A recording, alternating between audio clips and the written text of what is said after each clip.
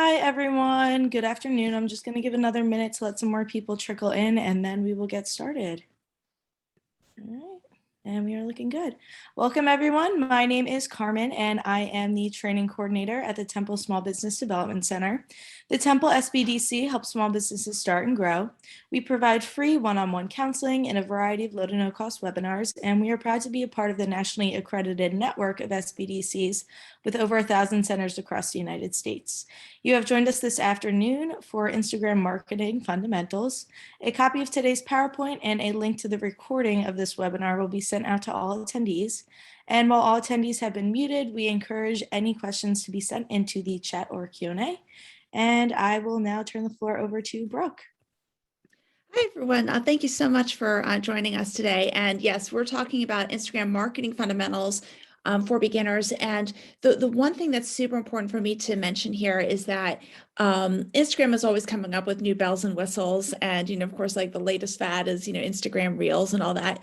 But no matter what bells and whistles come our way from Instagram, there are certain fundamentals that we have to pay attention to first that really help actually help ensure our success. And so those are the things that we're going to be talking about today. And I encourage you to put questions in the chat and Q&A. And Carmen is going to be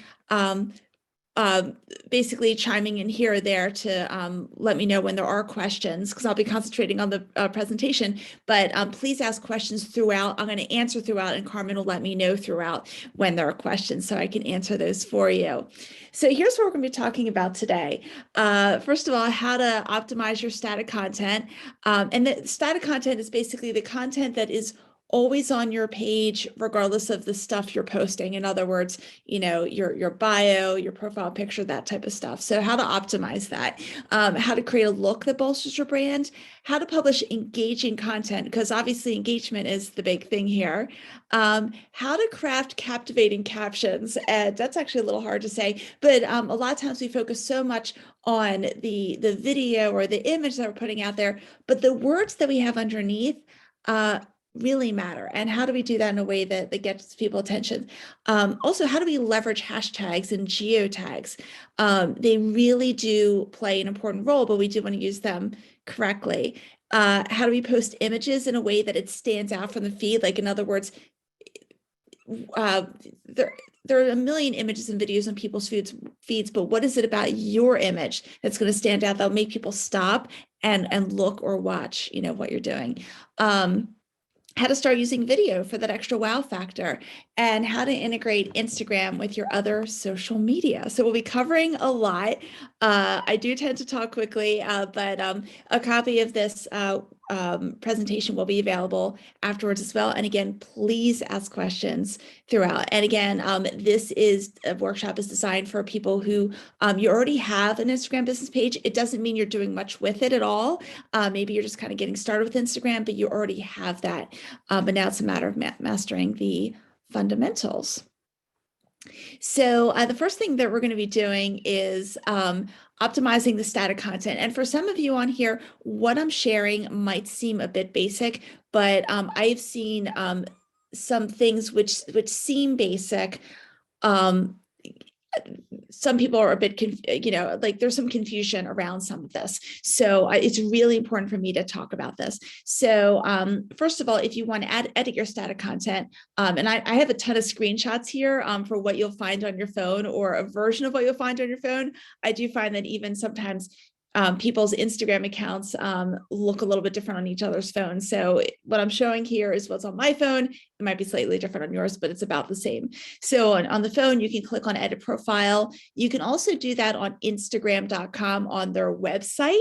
And you can edit most of your profile on the website, but not all of it. Okay, so the first thing I want to talk about is the username, and that's the name at the very top. It's all one word. It's all smushed together. It's all lowercase. You'll see a red arrow at the top, and make it the name of your company.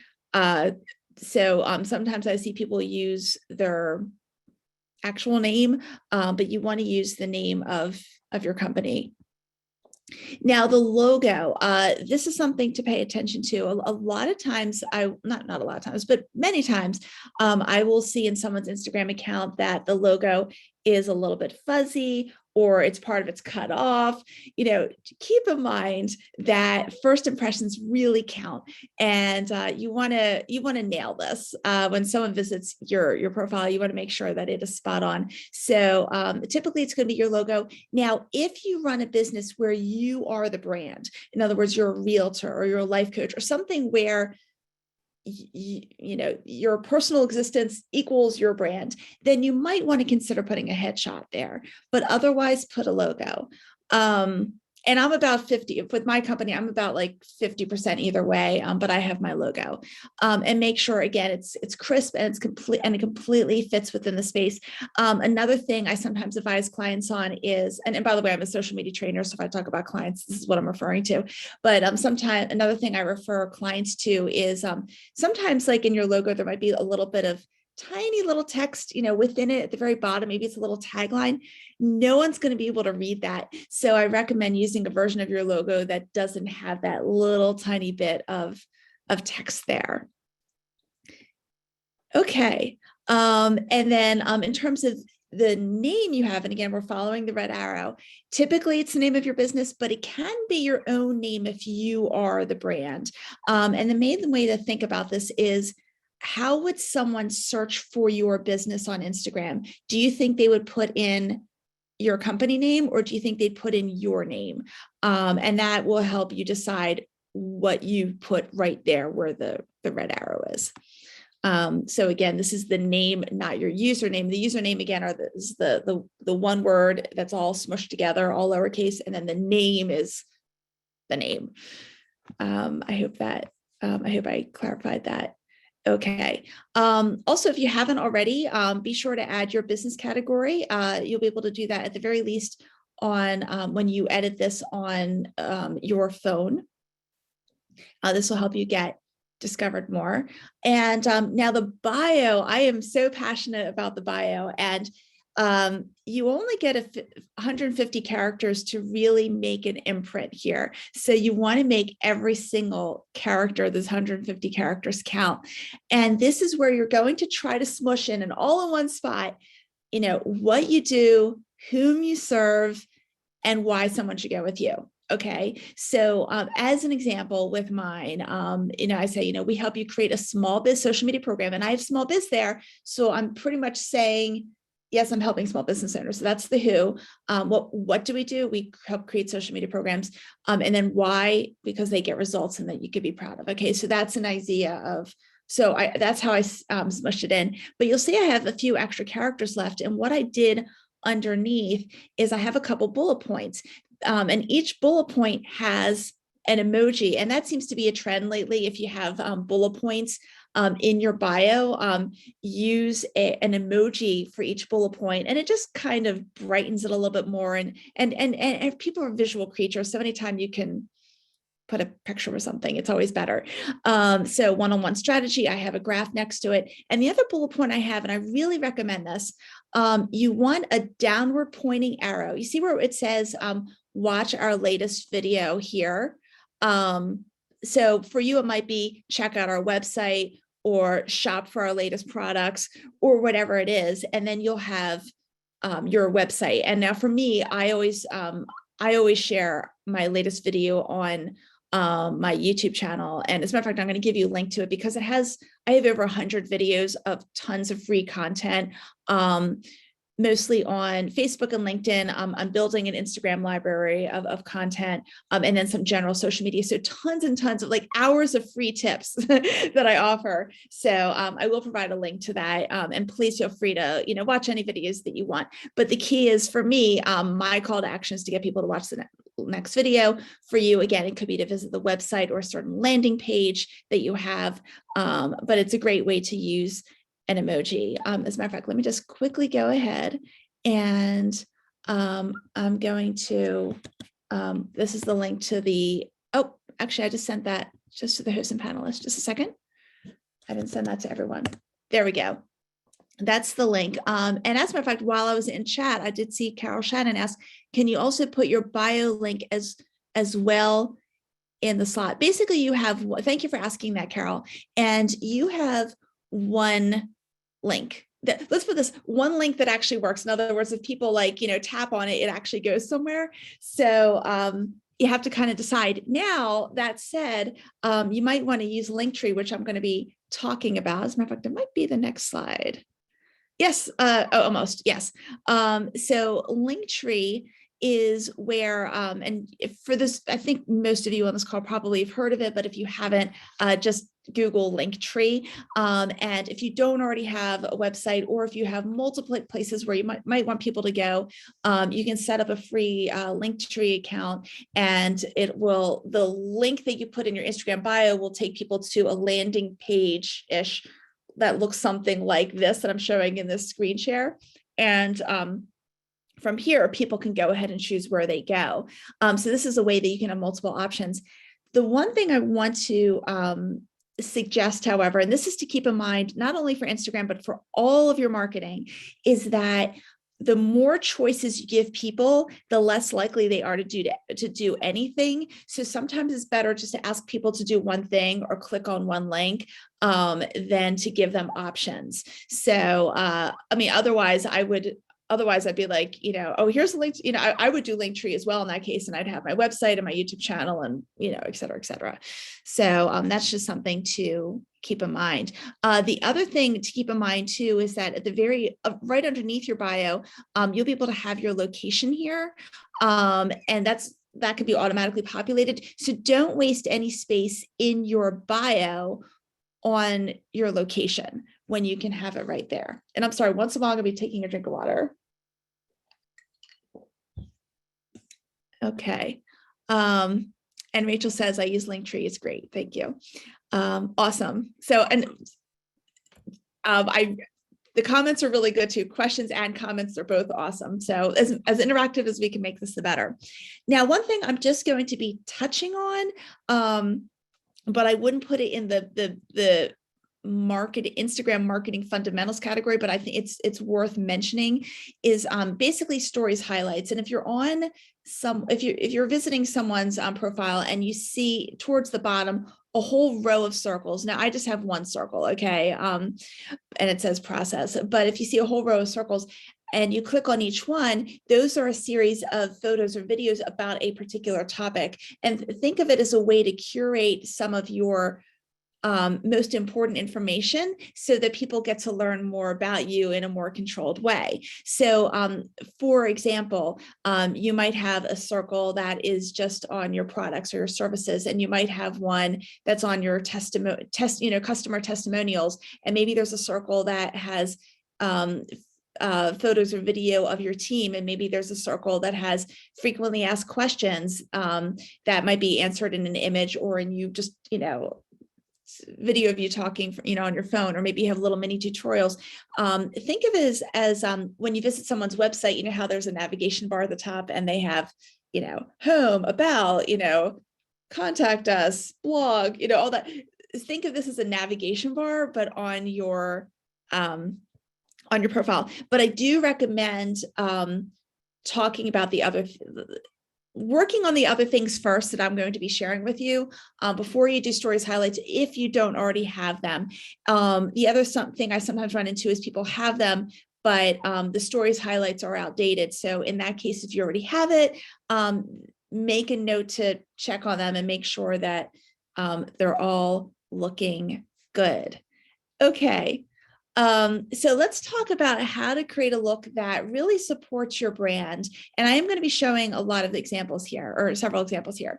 The key thing is to determine your look and stick with it.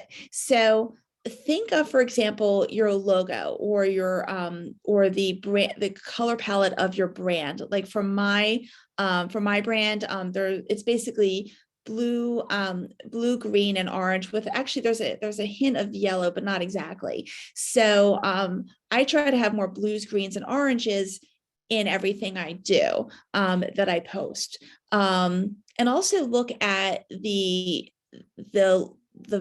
sorry, I can't speak today and I'm doing a webinar. The fonts that you use, or does your brand have certain fonts? If so, or if you just have one font, that's even better. just stick with that font. What you don't want to happen is someone visits your page and they're all different colors and all different fonts and all different everything. And it doesn't make things as cohesive. And you want people to have a certain feeling, like a certain feeling and expectation about your brand that you are going to present. And if you're going to use a filter, and a filter is when you're about to publish something or almost about to publish something, let's say an image, and you can do, maybe you want the image to be more muted or brighter, and it gives you a whole bunch of different options with all different names. That's a filter. The latest craze is not to use any filters at all, but if you're going to use a filter for a certain type of look, be consistent with it. So again, it creates a cohesiveness with your brand. So here are 3 different examples. And I will tell you, it took a while for me to find good options. I wanted to find 3 good options. I found 2, which are on the far left and the far right. So I put mine in the middle just to fill it out and have a third. But you'll see how, if you look at mine in the middle, like it's pretty cohesive. On the right, on the left-hand side for Charlie Square Market, you'll see they're very much into whites, blacks, and grays. Okay, that's the feel that you get. And on the right-hand side for Ingrid Blackburn, she does a lot of mixed media. And even though she uses different colors, there is still a certain feel that's very consistent that you can expect with what she does. So let's see. Okay, also Melva asks, can you suggest software to create logos specifically for social media? That is a really good question. Okay, so I'm going to give you like the big picture answer here. First of all, the logo, if you're going to have a logo, that would be for like all of your marketing. You could do, Canva is a graphic design tool. There's also PicMonkey that's out there. I've never used it, but I hear it's similar to Canva. Canva is CANVA. It's like the word canvas, but without the letter S at the end. That is considered a graphic design tool for non-graphic designers. And I'm a non-graphic designer, and it makes me feel like a graphic designer. That said, if this is your logo, that is going to be on all of your marketing, you really may want to seriously invest in having a graphic designer. And there are inexpensive graphic designers out there to design your logo, because this is something that's going to carry through in everything you do. But if that's not a possibility, then I would use something like Canva. So, okay. And thank you. Yes, Carmen, thank you so much for spelling that out. That's awesome. Okay, cool. All right. So the next thing we're going to talk about is publishing engaging content. And in general, okay, there's some exceptions to this, but in general, the Instagram algorithm favors content that has higher engagement rates. And what that means is, even if you have a smaller account, if you have a higher percentage of people, if you have a higher percentage of followers who are engaging with your content will more likely show up higher in people's news feeds than a larger account that has a smaller percentage of engaged followers. So if you have, let's say, 100 followers, and then you're competing, one of your competitors has 1,000 followers, but on average you get 10 people engaging with your content for each post, and your competitor also gets 10 people engaging. Well, 10 out of 100 is a higher percentage than 10 out of 1,000, so your post will be favored. So keep that in mind.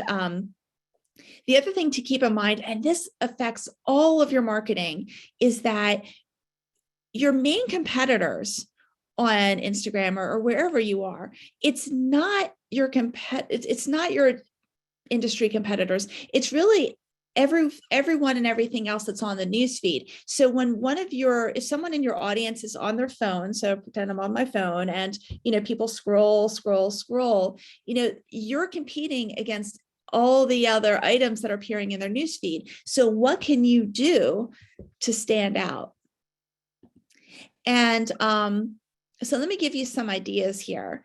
One of them is to tell, whenever you can, tell a story. You can't always do this, but when you can, sneak it in. So one of them, for example, is behind the scenes fun. So if what you do, you can show the behind the scenes work. And this is especially good if what you do is tangible. Like, for example, you're a caterer and you're, putting together a really, cool, spread or something like that. Anytime you can show behind the scenes, that's really good. Spotlighting some of your customers or spotlighting some of your team members, that's huge. People love people spotlights. If you're working on a certain project, show that. If you have a testimonial, create a template that you always use for all your testimonials. In other words, a graphic that you always use, and all you do is you change up the words for each testimonial. I'm going to show you an example, and I made mine on Canva. You can do that. Events, if you're attending an event or sponsoring an event, and as the world gets back to normal after the pandemic, whatever that is, but it looks like there's light at the end of the tunnel. But as you attend more and more events, showing pictures or video, that is also good. If you got a new certification that makes you even more qualified to do what you do, share that. If there are other local events that you just want to kind of give a shout out to, these are examples of really good engaging content. And see, and the question is that Rachel asked is, do you know of a decent priced graphic designer who designs logos? Rachel, if you email me, I have to think about it because it depends on what you consider a decent price. So I'd like to have a conversation. And this is for everyone. That's my email address. And I'm more than happy to find people to refer you to if there's something that I can do. I have a pretty decent network, and I'm already thinking of someone in mind, but again, it just depends on what you consider decent price. So I'd like to have a conversation, and please feel free to email me, and I'm more than happy to help you in any way, even including referring you to other people. So anyway, thank you for asking that, Rachel. So this is I told you about like a branded template for testimonials. So ignore the words in the middle of this example, okay? The template is the green and the blue diagonals, my logo at the bottom, and then that like kind of like semi-transparent white quotation bubble. And then, so that's the template. And then also the orange quotation marks. And then what you do is you create a template, and then you, as you get testimonials from your customers or clients, you can go ahead and put one in, and that's a graphic, and then you can share that on Instagram and all your social media. Do make sure that it's shaped as a square, as I'm going to be talking about later. But I'll tell you what, Canva's awesome. Canva makes me look way better than I am. This is a way simpler template that I created. And this is a template I created if I just want to share a little bit of wisdom. Okay. So in this case, the little bit of wisdom says, want to gain more social media followers, add your social media links to your email signature. Okay. And my template in this case is just a blue circle, which has a gradient, and then it has my logo at the bottom. So you can create like a couple templates depending on what you're sharing, and it helps create cohesion, and also just makes it easier so you don't have to create a whole new image every single time. So anyway, I hope that helps. So Grace is asking, if someone reviews an item in my Etsy store, is it okay to use a testimonial? Do I need to get their permission to quote them on social media? You might want to do that only if, like, unless you have a relationship with them where, I'm trying to think how to put it. I think it would be helpful if you did that. It never hurts to ask. I would imagine they would be fine with it though, but better safe than sorry. So thank you for asking that. That is a fantastic question. So now we're going to talk about crafting captivating captions, which I don't know why I wrote it that way, because that is like really hard to say. But again, the captions are the words that appear underneath your photo or your video, and only the first two lines show, and then there's a ... more.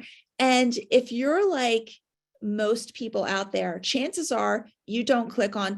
more. Most people don't. So with that in mind, when you're writing a caption, make sure that the most important information is in the top 2 lines. And it could be, here's the problem, here's the solution we offer. Maybe there's a CTA is call to action. Maybe you want people to do something. Make sure that is in the first 2 lines. So there is a caption limit of 2,200 characters, but you don't want to bury the most important stuff. Put it at the top. And then if you need a larger caption, then put the less important details further down. And when you can, use emojis. If someone's on Instagram, chances are they really, really respond to visuals. And so I'm going to take another drink of water. And here's a caption I found I really liked. So we're going to look at the very bottom of this. Yes. Sorry to interrupt, Brooke. We just have another question in the Q&A. Yes. Robert is asking, can the Fiverr service be good for connecting to global logo designers? The payment can then also be at third world prices. Much appreciated. Okay. Yes, Fiverr could be good. I've heard, and I've used Fiverr briefly for a certain project I had. It wasn't graphic design; it was something YouTube related, and I had a decent experience with it. I've heard significantly mixed reviews. There is talent all around the world, and yes, prices will most likely be lower from a lot of countries than it will be here from people who are just as talented. They have all the talent that you need. The only problem is that it can be sometimes a little hard to predict, and even someone with really good reviews, it could be they were very proactive in getting those reviews, if that makes sense. So just proceed with caution. That's all I would say about that. But thank you. That is a really good. That's a really good idea. So let's see. And then Anna also asks, if you're in a business that doesn't receive testimonials, what other options would there be? Well, if you can't get testimonials, there's just no way, then don't worry about the testimonials. But it will still be helpful for you to have posts here or there that describe the I don't know what business you're in, but describe the the benefits of basically the benefits of whatever it is that you provide. So I'm a librarian. Okay, yeah, you wouldn't get testimonials. It's like, that was the best book I ever read. It could have been. Then having posts, for example, about just like different things going on at the library, and some things that people might not think about, or sometimes even just happy picture, like, well, you have to get people's permission on this, but if you happen to be able to have pictures of people, maybe there a lot of libraries, at least at my local library, they're always having different seminars at the library, or different workshops at the library. So if you can show people in action there, that shows people happy doing something, or maybe just share like the benefits of reading, or benefits of reading to your child, or the benefits of anything like that. Will still bring out the joy in what you represent and what you do. So those are just some examples. And yes, I do understand you wouldn't necessarily get testimonials, so even if people are fans. So thank you for asking that, and you're welcome. Okay, I'm saying that, guys, because she just said thank you, just so no, I wasn't being snarky. I was literally responding to her thank you. Okay, so at the very bottom of this post, you'll see the caption here, and I really like this a lot because it's all in the first 2 lines. As a matter of fact, it's just all 2 lines.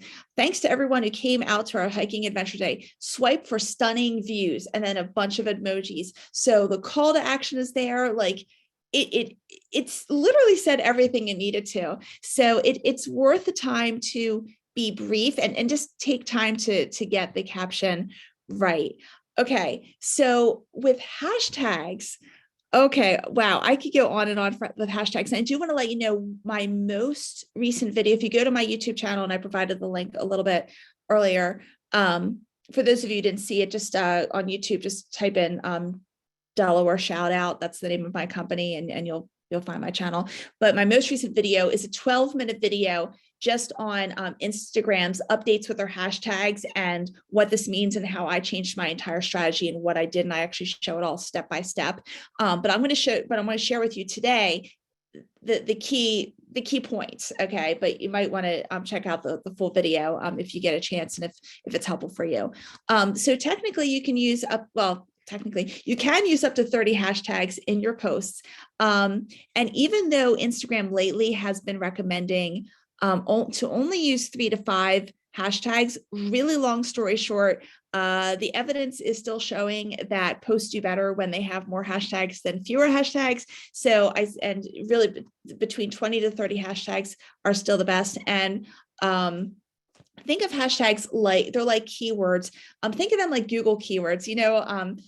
On your website, you want to have a bunch of keywords. I mean, you still need to talk naturally on your website, but you want to have enough keywords on your website so that your website is indexed and you're more likely to show up in searches, that type of thing. Well, the same thing happens on Instagram with posts.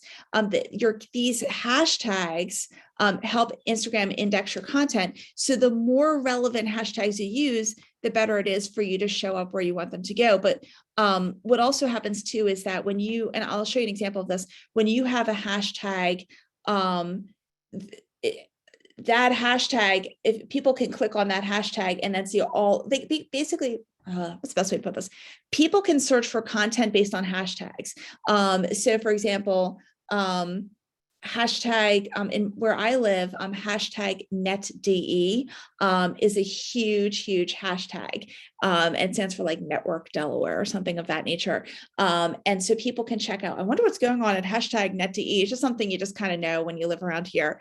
And then the top posts will show there. So if I put hashtag NetDE in my post, then there is a good chance, well, my post will show up somewhere in the NetDE bucket, and hopefully it'll show up higher up in that bucket. So that's why you want to do that. But you want to avoid overly popular hashtags or overly obscure ones. So for example, let's say you put hashtag art or hashtag love or hashtag, I don't know, happy. Okay. There are millions of people around the world are using those hashtags. So the chances of you showing up at the top of a search for those insanely popular hashtags, unless you have hundreds of thousands of followers or, it's nil. So it doesn't make sense to waste a hashtag on something that popular. At the same time, you don't want to do an overly obscure hashtag that no one is using. And that includes hashtags that are your brand. So like I do not use hashtag Delaware shoutout because the only people who would be using hashtag Delaware shoutout are me, and I don't need to search for myself. So it doesn't make sense.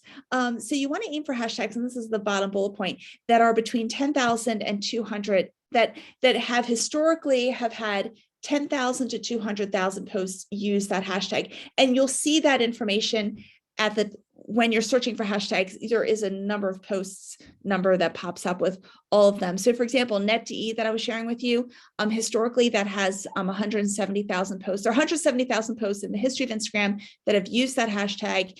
And that meets my criteria. I see there are 3. And yes, there will be a copy of the PowerPoint and a recording. So yes, Carmen, thank you so much for answering these while I'm doing this. That helps immensely. When you start typing in, if you're new to hashtags and you don't know where to get started, when you start typing one in, Instagram will offer you other suggestions.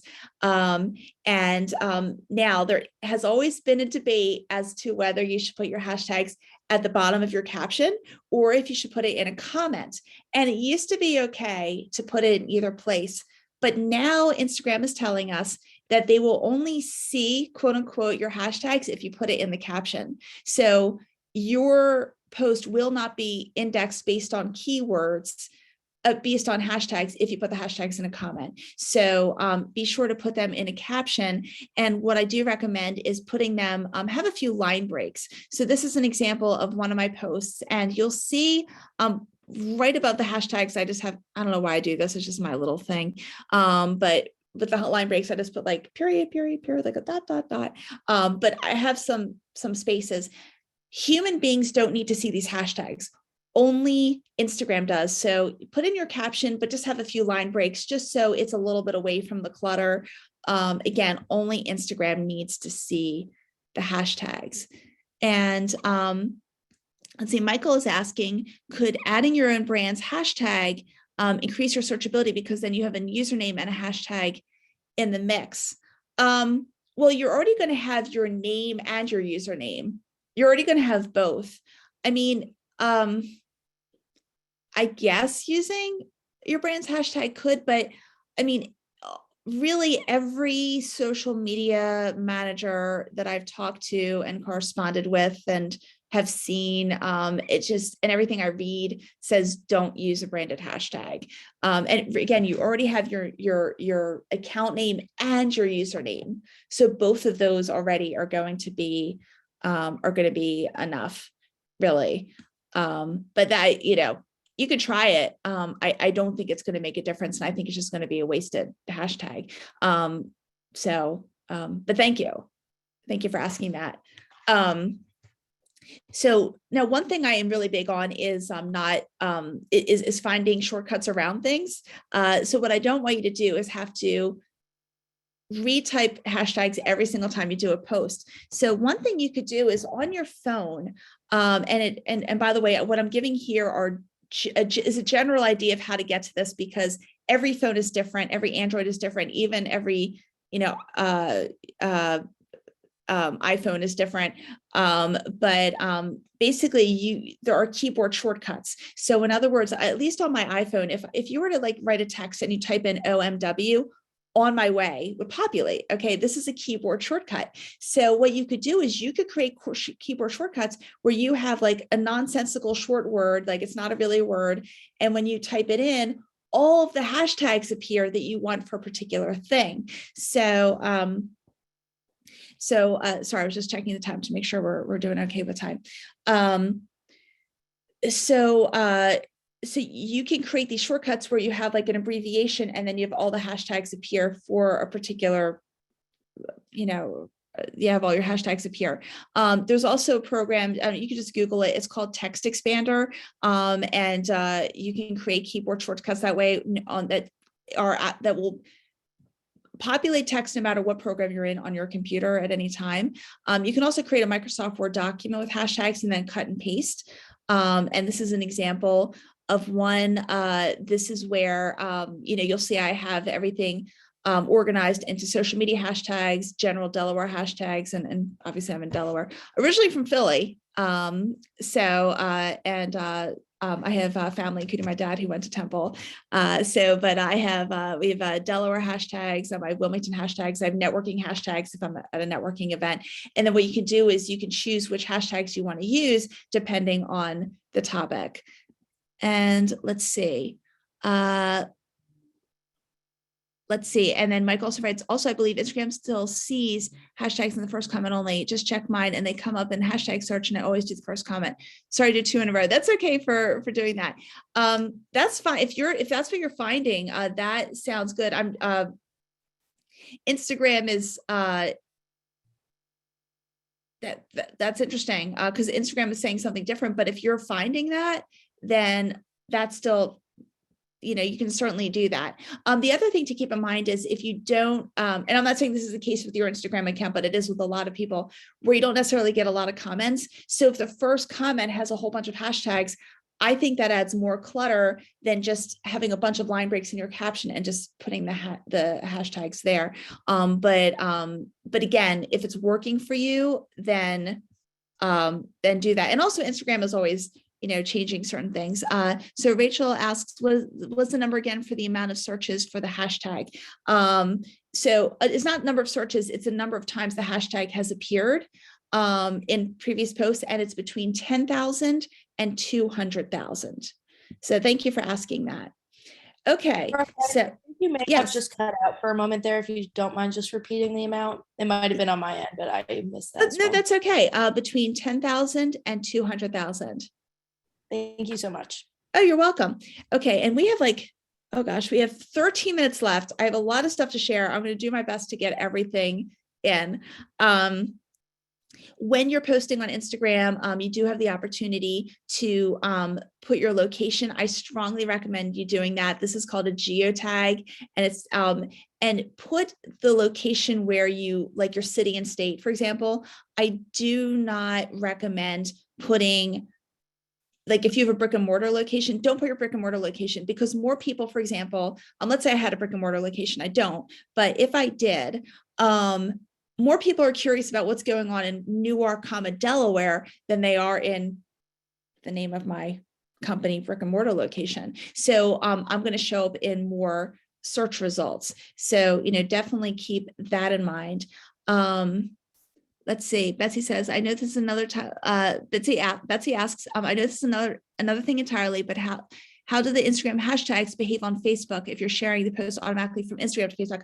I am so glad you asked that, Betsy. And one of my last slides, which I hope we get to, but if we don't, I'm going to talk about it right now, talks about actually, I recommend post from Facebook to Instagram. And there is a way to do that. And when you do it that way, you can actually customize, you can be sure to customize it such that the hashtags do not appear on Facebook, but they do appear on Instagram. The key is that on Instagram, how do I put this? Hashtags matter. Okay. On Facebook, they don't. People go on Facebook to see what their neighbor's doing, or their second cousin is doing, or their old high school buddy is doing. Okay. They don't go on there to see, I wonder what's going on at hashtag NetDE. So what happens is when you put hashtags in a Facebook post, unless it's like a special branded event, okay, that's the exception. But otherwise, all hashtags do on Facebook is add clutter. And there are lots of studies that have shown that the ideal number of hashtags on Facebook is 0. So do not put hashtags in your Facebook post, only have them on Instagram. And if you post from Facebook to Instagram, I'll show you how it works, but you can customize it. So, so that the hashtags don't appear on Facebook. I'm sorry, I'm talking quickly. I want to make sure I really cover the most important things with you. Okay, so in terms of images, remember that practically everyone is looking at Instagram on their phone and the screens are small. So if you put anything you put on there needs to be digestible and appreciated at a quick glance. So you want to stay from photos that are dark or dull. You want to increase the brightness / exposure. And I know for you photographers out there, you probably know the difference between brightness and exposure. I don't. To me, it's the same thing. But you want to make your images brighter. You want them more saturated, and you can always adjust your images, whether it's on your desktop, you can adjust it on your phone. When you edit a photo, saturation, by the way, makes reds redder and greens greener and blues bluer. That's what saturation does. So you want to make your photos brighter and more colorful. You want to stay away from collages, because the more things people have to look at and think about in a short period of time, it doesn't work. It's better to have a single striking image. And you also want to stay away from images that have too much print. Again, you need to make an impression within the first couple seconds, and you can't do that when there's a lot of text. And here's an example from this is a local organization that was having a taxpayers problem solving day. And I mean, all that text, that's actually all in a post. What are the chances that someone's going to read that? They're going to scroll past that. It would have been better just to say, are you having a problem with the IRS? Maybe, and then you have maybe a picture of someone going, something like that. And then in the caption, it says, join us on, October 27th, and you have the key stuff in the first 2 lines. That would have been a whole lot better than this. Here are 3 examples of images that do work. Now, I'm not saying you need a Ferrari to have a good image, or a cute puppy, or a really cool drink with an awesome straw. But what I'm saying is you could see the difference. And I hope that when I show you these differences, that it helps point you in the right direction for having a striking image. And yes, thank you to Carmen for sharing the link to the survey. Here's an example. Remember, I was talking about brightness. On the left-hand side, that is the original photo that I found on an Instagram post. I think it was from a wedding planner.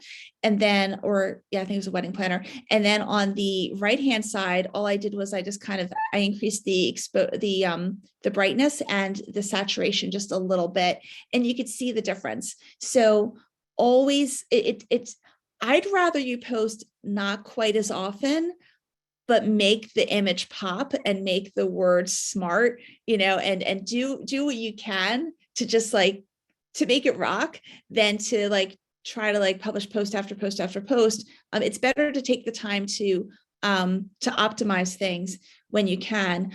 And let me show you a mistake that I made. I knew for the longest time, well, since I started being on Instagram, that you need square images, or you need things that fit in a square nicely on your page.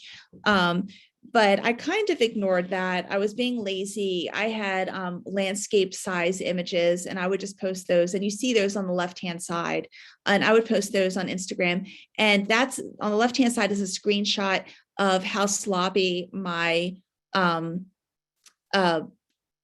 how sloppy everything looked on my page. And then finally, I'm like, you know what? I have to do what I recommend to everyone else, including my clients. So on the right-hand side, that's when I finally started doing things as a square image, and you see a difference. So what I do recommend is, if you're posting on multiple social media sites, try to make your images formatted for a square, or make the most important things fit neatly in a square, so that because pretty much mostly every other social media site can handle a square, and for the Instagram feed, for the normal feed, you do need things that look more square-like.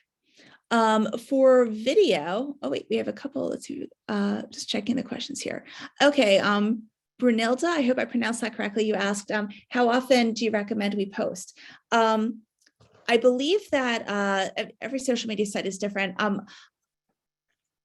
It's probably what's recommended is once a day, but I will tell you, I do way less than that. It depends on the social media site, but at most, for example, on LinkedIn, I post approximately every other day. LinkedIn is where I get most of my clients, actually. And then on Instagram, and actually I'll describe this very shortly. On Instagram, what I do is, if I have a post that is a photo or video that I'm already posting on my other social media sites, then I'll also put it on Instagram. So that's kind of what I do there. So if you can do once a day, that's great. If you can't, don't worry about it. It's better to, I'd rather you post twice a week. So, and then how often on Linktree should you post? So Linktree is real. Do you mean LinkedIn or Linktree? Linktree is where you have the different links that you can share from your Instagram bio. LinkedIn also recommends once a day, and I post every other day, and it's been great for me. I mean, on YouTube, as an example, it's recommended that I put a video out there once a week for my niche, but I've been doing somewhere between once a week and every other week. And I find that if I take the time to make my video the way I want it to be, that I feel it's of greater value to the people watching it. The video does way better. So I don't want to tell you to post every day if it's gonna drive you crazy, or if you feel that you would do a better job posting 3 times a week or 2 times a week, and so that you have that breathing room just to make things better. And no post will ever be 100% perfect. We're not perfect beings, but at least you want to give yourself the chance to do things a little better. We just have a few minutes left, so let's see. What if you own an online boutique? Is it okay to post clothing pic on Instagram once a daily? You could do that, Tracy. Keep in mind, you do want to have a greater mix of content than that. Maybe you want to have posts on tips on how to accessorize, or you want to also have posts that have value here. So thank you. Okay. Okay, gotcha. Sorry, I just saw a note that was just to me. I'm going to go over just by about 5 minutes since we started late, but I'm still going to try to end as close to on time as humanly possible. So if you haven't already started video, I do recommend it. Now, there are different types of video. For example, there are stories, and that's up to 15 seconds. Keep in mind, stories only last, a story only lasts, a day. Reels, you can go up to 60 seconds. Reels are, if you haven't already tried them, they're pretty much like the equivalent is like a TikTok video. I do find that you have to have a certain flavor of a brand to do a reel well. Like if you're really big into like high energy entertainment, or just like things that are really intense, then reels will be good for you. But if you're just getting started with video, just do a normal video. There's also Instagram Live as well. I don't put pressure on yourself to start with the top things. Just start with the things that are the easiest to do. So for example, in terms of what to put on video, it's the same content ideas as before. Oh wait, did I miss something? No.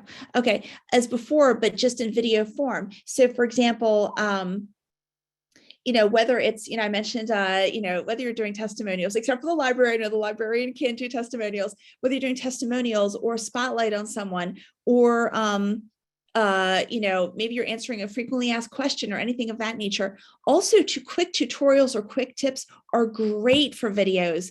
All the videos that I do, and again, all my videos are housed on YouTube, and I use Instagram as a tool to get people to YouTube. That is through the link in my bio, but I do purely educational. That's all I do. And it's been huge for building my business. And when you show yourself as a resource and you're talking right in front of the camera, not only are you providing amazing value, even if it's just for a minute or two, okay, you're just, providing a quick tip, but people automatically get to know you and they feel they get to know you. And video has been a game changer for my business. And if you haven't started already, it can really be a game changer for you. You might also want to consider burning in captions. And what that means is the captions are part of a video, because when people watch a video, it typically starts with the sound off and people might not turn the sound on. And if the words are already there, then what happens is that people are more likely to watch the whole thing if they never are able to hear it. And there's a company I use called rev.com that they only charge, I think it's $1.25 or $1.50 per minute of video. Super inexpensive. They have a 99% accuracy rate. That's what they claim. And I will tell you that has been my experience. And you can always tweak and edit the captions before things are burned in. The last thing to suggestions on videos, I etch mirrors and glass products. So it could be, for example, like how you do, I would do behind the scenes would be really amazing. I think that would be a really good idea for that. I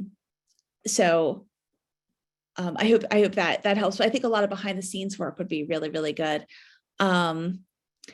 So let's see, integrating Instagram into your social media mix. What I don't want you to do is treat Instagram like it's its own individual silo.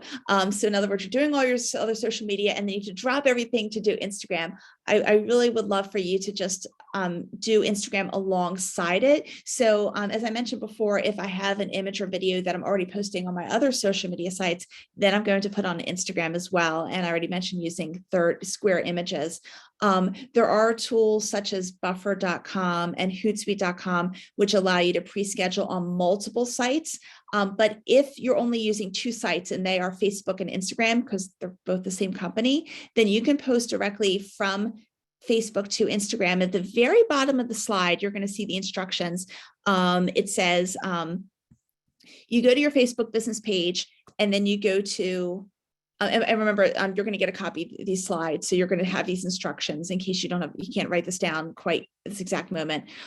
You're going to go to your Facebook business page, then go to publishing tools, which is on the left side menu. And then you're going to click on create post, which is a blue button. And when you do that, you're going to end up in this screen. And you'll see on the left-hand side of the screen, you see I have both my Facebook page and my Instagram page check marked. You can always also uncheck things, but why would you do that? You're going to put your main text right underneath where the check marks are. Don't put the hashtags there. And you'll see underneath that, you can add your photo and video. You can add your location as a geotag. And on the right-hand side of the screen, you'll see towards the top, the word Facebook is in blue. That means that'll show what it'll look like for Facebook. And if you clicked on Instagram right next to the Facebook button, you can go ahead and add the hashtags just for Instagram. So that way, when you click on Facebook, no hashtags. When you click on Instagram, you add the hashtags and everything is customized. So again, you're accessing this through your Facebook page. And finally, just, have fun. I know we just have a couple minutes since we started a little bit late here, but I'd love to see any other questions that you have. And thank you, Betsy. Yes, it's a game changer. And by the way, you can also post from Facebook to Instagram on your phone. And I have a semi-recent video on my YouTube channel that has instructions on how to do that. So if you go to my YouTube channel, just look for a thumbnail, like an image where you can see like two phones. One has like Facebook, one has Instagram, and there's like an arrow going from one to the other. You'll see it. It's one of my more recent ones. I think I did it maybe 2 or 3 months ago, but I don't, anyway, so it's there and that'll give you instructions for that one too. Any other questions that I can answer right now? Also, sorry to interrupt, Brooke. As we are wrapping up here, some of you may notice I posted a link in the chat. It is to a survey. It takes less than 1 minute, and we really value your feedback, and it is required by our funders so that we can continue to offer these webinars for everyone. Awesome. And with that, Tracy has a question, so I'll toss it back to you, Brooke. Yes. All right. Is there correct number for hashtags used? And I think you're talking about like how many hashtags to use in your post, I think is what you're asking, Tracy. And if that's the case, you can use up to 30. The information I'm seeing out there is that even though Instagram is recommending between 3 to 5 hashtags, between 20 to 30 still seems to be a sweet spot for being able to reach more people per post, if that makes sense. So anyway, and then if your question is about historically, how many posts have used that hashtag to determine the popularity of a hashtag, and if you should use it at all in any of your posts, then the answer to that question is between 10,000 and 200,000 posts, if that is your question. And yes, and then Brunilda, yes, I love copying and pasting, and you're welcome, Tracy. Awesome. Does Instagram have analytics similar to Facebook to review? They have some analytics on their phone, but I have to tell you, I think it's pretty weak. I have found that if Instagram is super important to you and it's worth the investment to you, third-party tools tend to have better analytics and that pull from Instagram than Instagram does itself. For example, the one I'm thinking of right now is called Iconosquare. So it's like the word icon, the letter O, and then square, all one word. So that's an example, but there are plenty out there that do a better job of Instagram analytics than Instagram itself. And Michael says he'll take the top two lines more seriously. So, and yes, you want to treat it like a headline. That's a really good way to put it. Can you list what you think are the optimal times for posting? I know that in the business suite, it gives a few, but there are more than just a few. Okay, so here's how I feel about optimal times. And that is, for example, let's say Instagram says that the best time for you to post for your audience is 1 o'clock on a Tuesday. Okay. The thing is, it doesn't mean that it is significantly better than all the other times. Usually all times are good, short of like 3 o'clock in the morning on a Sunday. Okay. So what I strongly recommend is mix up your posts and, have some, some will go out during those optimal times. And some might go out earlier in the morning, some might go out a little later in the evening, because what you don't want to do is put all your eggs in the basket, in a single basket, and only post, at a time that is only somewhat better than all the other times. You don't want to miss all the other days of the week or other times of day. So I find when I look at the statistics, usually one day might be better, but only by slightly. And it doesn't make sense to ignore all the other ones. So thank you for asking about that. And Rodney says he's going to color coordinate. That's awesome. Adjusting the pictures is good. And yes, so I'm glad that this was useful to you. And Instagram can be a lot of fun, and just do things one at a time. And what I also recommend, last thing I'll recommend is just have a list of the things you've learned, and maybe just highlight the top 3 things you want to do first, and just work through those first, and then go ahead and work through the rest. I find that I get a lot more done if I only give myself like a small goal of getting, making a few small improvements and then working my way. And then in the end, you have much greater improvements. And you're welcome to everyone. I'm really glad that you enjoyed this. This has been awesome. Thank you. While we are wrapping up here, I see that we have some more questions in the Q&A, but we are out of time. Brooke, is it okay? We posted your email in the chat if some of these questions just get emailed over to you. Yes, they're more than welcome to email me. Okay, perfect. And as a reminder, this PowerPoint and a link to a recording of this webinar will be sent out to everyone as well. Thank you so much, Brooke. Thank you everyone for joining us, and have a great rest of your week. Thank you. Thank you. Bye-bye.